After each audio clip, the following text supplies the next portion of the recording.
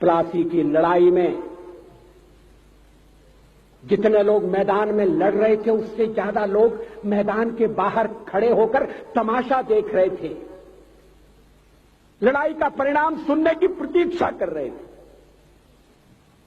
देश के भाग्य का निर्णय होने जा रहा था, मगर उस निर्णय में सारा देश शामिल नहीं था। विदेश मंत्री के नाते मैं अफगानिस्तान गया था। आपको सुनकर ताज्जुब होगा, अफगानिस्तान के अपने मेजबानों से मैंने कहा मैं गजनी जाना चाहता हूं, गजनी। पहले वो मेरी बात उनकी समझ में नहीं आई। कहने लगे गजनी तो कोई टूरिस्ट स्पॉट नहीं है, गजनी में कोई 5 स्टार होटल नहीं है, गजनी में आप जाकर क्या करेंगे, गजनी में आप जाकर क्या देखेंगे। मैं उन्हें पूरी बात नहीं बता सकता था। मेरे हृदय में कहीं गजनी कांटे की तरह से चुभ रहा है। जब से मैंने गजनी से आए एक लुटेरे की कथा पढ़ी है और किशोरावस्था में पढ़ी है, मैं देखना चाहता था वो गजनी कैसा है। आपको सुनकर ताज्जुब होगा, महमूद गजनी का अफगानिस्तान के इतिहास में कोई स्थान नहीं है।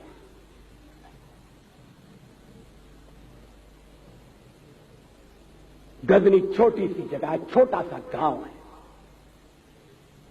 कल्पना करिए सैकड़ों साल पहले वहां धूल उड़ती थी, झोंपड़ियां थी, मगर एक लुटेरा लुटेरों को इकट्ठा करता हुआ सोने की चिड़िया को लूटने के लिए चला आया। आपस की फूट से जो राजा है वो लड़ेगा, जो क्षत्रिय है वो लड़ेगा। हमने समाज के बहुत बड़े वर्ग को लड़ने के अधिकार से वंचित कर दिया। हमने उन्हें हथियार नहीं उठाने दिए। मार्शल नॉन मार्शल के आधार पर हमने समाज को बांट दिया। वो लुटेरा सोमनाथ के मंदिर तक चला गया। पुजारी देखते रहे। मंदिर की पूजा भक्तों को करना पड़ती है। मंदिर तो एक प्रेरणा का केंद्र है। मैं देशपांडे जी की तरह से नास्तिक नहीं हूं, मगर उनकी नास्तिकता में भी जो आस्तिकता है मैं उसका आदर करता हूं, उसका सम्मान करता हूं। वो जिस आत्मविश्वास से नास्तिक होने की बात कहते हैं, तो मैं उनसे कहना चाहता हूं वो सचमुच में नास्तिक नहीं है। जिसकी आस्तिकता है, जिसका विश्वास है, वो नास्तिक कैसे हो सकता है। विश्वास किसमें है ये बड़ी बात नहीं है, विश्वास है या नहीं। हमने समाज के बहुत से बड़े वर्ग को विश्वासहीन बना दिया।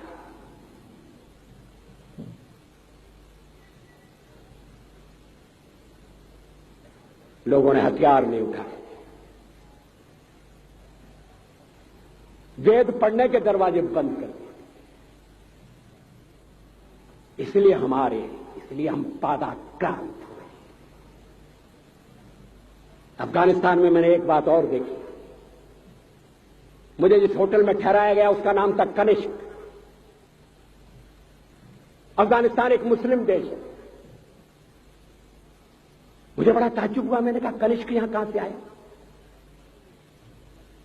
तो मेरे साथ अफगानिस्तान के विदेश मंत्री थे। मैंने कहा कनिष्क आपका कौन लगता है, कनिष्क से आपका क्या संबंध है।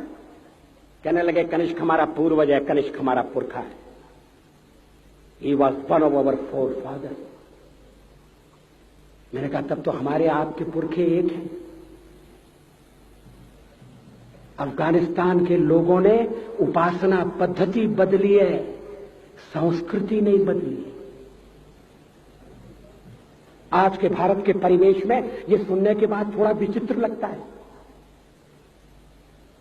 हमारे यहां तो धर्मांतरण के साथ राष्ट्रांतरण होता है, ऐसा दृश्य दिखाई देता है। पड़ोसी देशों में ऐसा नहीं हुआ। अभी राम जन्मभूमि का मामला चल रहा है। एक विदेशी आए, कहने लगे राम जन्मभूमि का क्या झगड़ा है। हमने कहा इस पर विवाद हो रहा है कि श्री राम कहां पैदा हुए थे, और जहां पैदा हुए थे वो स्थान उनके मंदिर के लिए प्रयुक्त किया जाए या न किया जाए। वो इंडोनेशिया से आए थे, वो मुसलमान है। कहने लगे हम तो समझते थे कि राम के लिए सारे भारत में आदर होगा, सम्मान होगा। हमने कहा ये आपने कैसे समझा। कहने लगे आप तो इंडोनेशिया आ चुके हैं, इंडोनेशिया में बहुत से लोगों ने इस्लाम स्वीकार कर लिया, मगर श्री राम को विस्मृत नहीं किया, श्री राम को भुलाया नहीं। इंडोनेशिया के बाली द्वीप में 1 महीने रामायण की लीला होती है। मैं उस समारोह में जा चुका हूं। उस समय भी विदेश मंत्री मेरे पास बैठे थे। मैंने कहा ये रामायण ये क्या हो रहा है। मैंने कहा एक्सीलेंसी, ये मंच पर क्या हो रहा है। कहने लगे एक्सीलेंसी आपको पता होना चाहिए। हमने कहा मुझे तो पता है मगर मैं जानना चाहता हूं। कहने लगे ये रामायण है, ये राम है, ये लक्ष्मण है, ये सीता है। हमने कहा इनसे आपका क्या संबंध है, आप तो मुसलमान हैं। कहने लगे हमारा संबंध बहुत पुराना है, हमारा तब का संबंध है जब हम मुसलमान नहीं हुए थे। थाईलैंड की राजधानी अयोध्या कही जाती है।